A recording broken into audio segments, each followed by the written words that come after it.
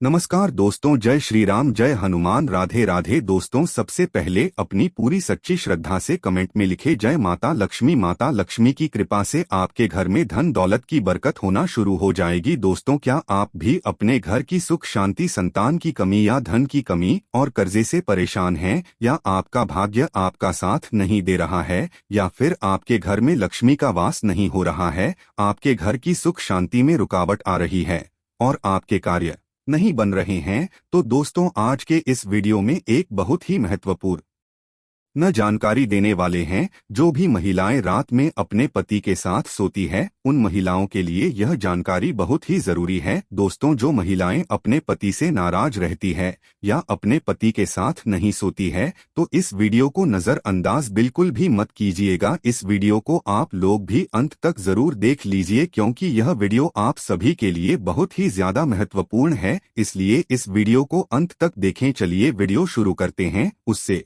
पहले हे लक्ष्मी माता जी, जो भी आपके इस चैनल को सब्सक्राइब करे तो उसके घर में धन दौलत की कमी ना हो और उसका परिवार सदैव हंसता मुस्कुराता कुशल मंगल रहे। दर्शकों, किसी गांव में एक गरीब सेठ रहता था। जी हाँ, गरीब सेठ। आप सोच रहे होंगे सेठ था और वह भी गरीब, ये दोनों विरोधाभासी शब्द एक साथ कैसे? यह सब भाग्य का खेल है। दोस्तों, हर इंसान के जीवन में कभी उतार कभी चढ़ाव आते हैं। उसी तरह दयाराम सेठ भी किसी जमाने में बहुत अमीर हुआ करता था और वह खूब दान धर्म और पुण्य भी किया करता था। लेकिन समय पलटा और वह धीरे धीरे अपना धन खोता गया और आखिरकार आज इस हालत में पहुंच गया कि लोग उसे गरीब सेठ के नाम से जानने लगे। लेकिन कहते हैं ना कि अच्छे कर्मों का फल देर सवेर ही सही मिलता जरूर है। ऐसा ही कुछ इस गरीब सेठ के साथ भी होने वाला था। जिस गांव में यह सेठ रहा करता था, वहां पर एक बार राजा के लोगों ने ऐलान किया कि जिसने भी अच्छे काम किए हैं,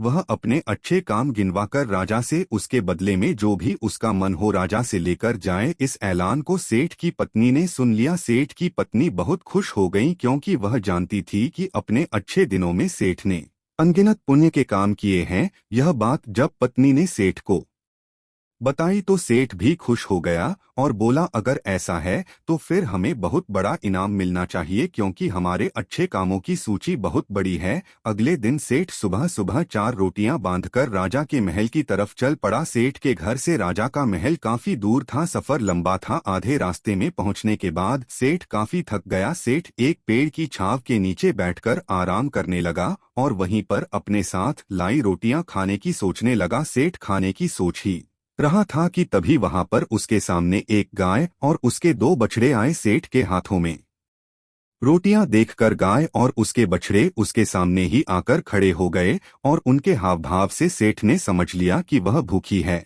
और सेठ से खाना मांग रही है। अपने अच्छे दिनों में सेठ के पास काफी गाय थी, इसलिए गायों का व्यवहार सेठ अच्छे से जानता था। सेठ की परिस्थिति भले ही अभी अच्छी नहीं थी, लेकिन सेठ का स्वभाव बिल्कुल भी नहीं बदला था। वह पहले से ही परोपकारी था, इसलिए उसको गाय पर दया आ गई और उसने अपने साथ बांध कर लाई रोटियों में से 2 रोटियां गाय को खिला दी। कुछ ही क्षण में 2 रोटियां खाने के बाद गाय फिर से सेठ की तरफ देखने लगी तो सेठ के मन में विचार आया कि यह गाय ज्यादा भूखी लगती है, बेचारे को 2 बच्चों को दूध भी पिलाना होता है, इन 2 रोटियों से उसका क्या होगा। सेठ ने उसके पास बची बाकी की 2 रोटियां भी गाय को खिला दी। पास वाले तालाब से सिर्फ पानी पीकर सेठ अपने सफर में आगे बढ़ गया। राजा के दरबार में जब सेठ पहुंचा तो राजा ने पूरे दरबार के सामने सेठ से उसका नाम पूछा और अपने अच्छे कर्मों के बारे में बताने के लिए कहा। सेठ ने राजा को प्रणाम किया और अपने कामों के बारे में बताना शुरू किया। सेठ ने कहा, महाराज,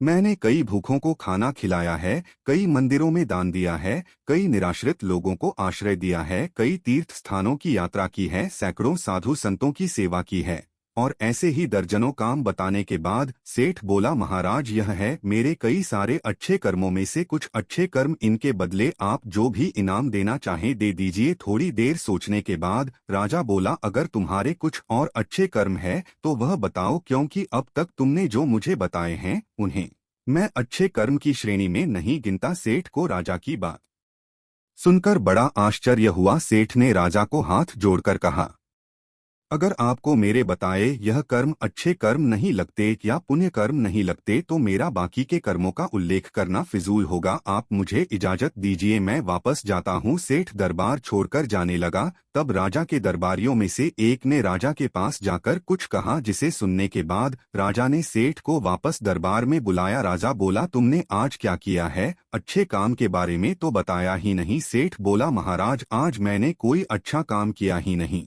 फिर मैं आपको कैसे बताऊं? राजा ने उसी दरबारी को खड़े होकर सारी घटना बताने के लिए कहा जिसने राजा को उसके बारे में बताया था। दरबारी खड़ा हुआ और बोला, महाराज जैसे कि मैंने आपको बताया, मैं उसी गांव में रहता हूं जहां पर ये सेठ आराम करने बैठा था, और मैंने वहां देखा कि कैसे इन्होंने अपना सारा खाना पास आई गाय को खिला दिया और खुद बिना खाए सिर्फ पानी पीकर भूखे रहे। सेठ को पता चला कि राजा किस बारे में बात कर रहा था, तो सेठ ने राजा से कहा, किसी जानवर को खाना खिलाना कौन सा पुण्य का काम है, और इस बात को तो मैंने कब का भुला दिया था। राजा ने सेठ से कहा, मेरे महान गुरुजी के बताए अनुसार मैं भी उन्हीं कामों को पुण्य कर्म मानता हूँ जिन्हें करते समय सच में निस्वार्थ भाव से किया जाए, उसी के लिए किया जाए जिसको उसकी जरूरत हो, और सबसे बड़ी बात उस काम को करने के बाद भुला दिया जाए। यही कारण है कि आज तुमने जो काम किया वह तुम्हारे किए गए आज तक के सभी कामों में सबसे उत्तम और सर्वश्रेष्ठ था, जिसके लिए तुम सच में इनाम के हकदार हो। इसके बाद राजा ने उस सेठ को अपना सबसे विश्वसनीय सेवक का पद दे दिया। उस राजा के दरबार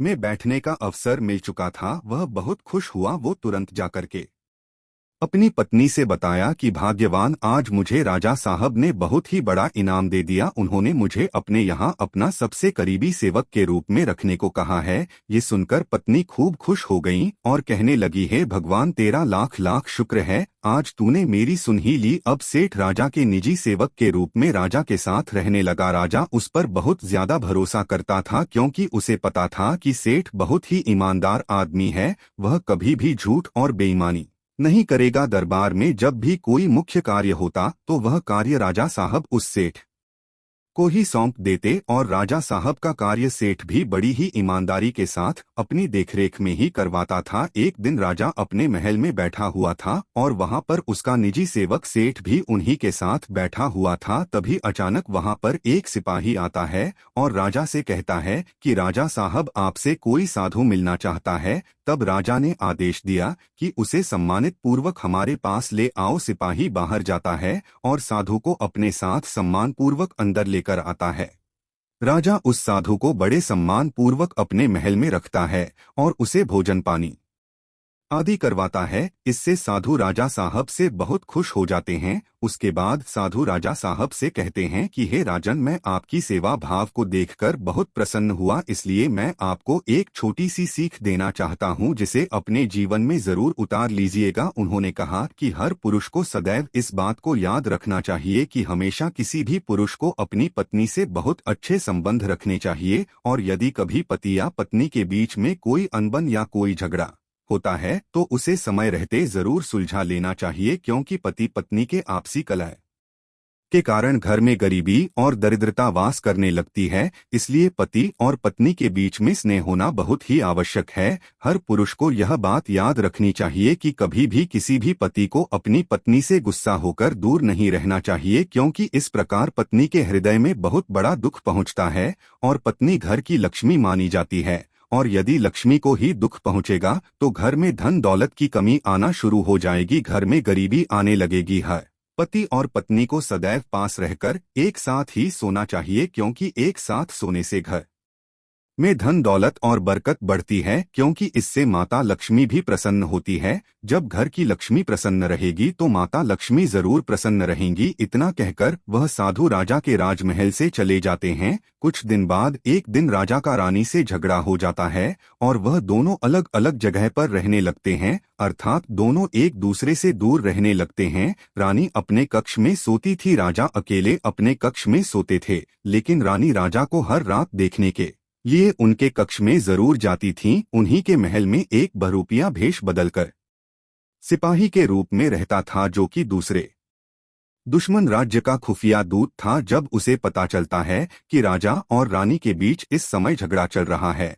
तो वह इसका फायदा उठाने की कोशिश करता है और राजा को मारकर सारा राज्य हड़पने की कोशिश करता है। एक रात वह अपने कुछ साथियों के साथ राजा को मारने के लिए उसके कक्ष में जाने को तैयार होता है। क्योंकि राजा अपने कक्ष में अकेला सोया हुआ था, उनके साथ उनकी रानी साहिबा भी नहीं थी। वह खुफिया दुश्मन दूत राजा साहब के कमरे में घुसा और तभी उधर से रानी राजा को रात में देखने के लिए उनके कमरे की ओर आ रही थी। जैसे ही उन्हें देखा कि कोई उन्हें मारने के लिए उनके कमरे में जा रहा है, तभी रानी ने पीछे से कुछ सिपाहियों को भेजकर उसे पकड़वा लेती है। सुबह जब राजा को यह सब कारनामा पता चलता है तब वह रानी का लाख लाख धन्यवाद देता है और उसे उस साधु की बात याद आती है कि उसने कहा था सदैव पति पत्नी को आपस में मिलजुल कर एक साथ रहना चाहिए, क्योंकि इससे घर में धन दौलत की बरकत होती है और सभी का भाग्य अच्छा बना रहता है। यदि सही वक्त पर रानी उसको अगर ना पकड़ पाती तो शायद मेरा धन दौलत